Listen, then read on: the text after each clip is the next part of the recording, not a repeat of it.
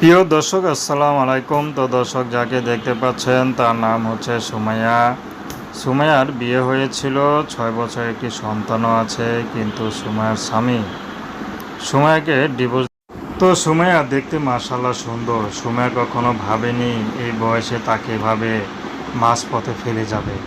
তো সুমাইয়াকে এখন কে গ্রহণ করবে? সুমাইয়ার একটি চিন্তা, যদি বিয়ে না হতো তাহলে হয়তো যে কোনো পুরুষ বিয়ে করে নিয়ে যেত, কিন্তু এখন বিয়ে হয়েছে, এটা সন্তানও আছে। কে নিবে সন্তানের দায়িত্ব? কে বাই নিবে আমার দায়িত্ব? তো সুমাইয়া চাচ্ছে যদি কোনো পুরুষ বিবাহিত হয়, দেখা গেল সে আরেকটি বিয়ে করতে চায়, তেমন পুরুষ পেলেও সময় বিয়ে শাদী করতে রাজি আছে। তার চেহারা বয়স কোনো ব্যাপার না।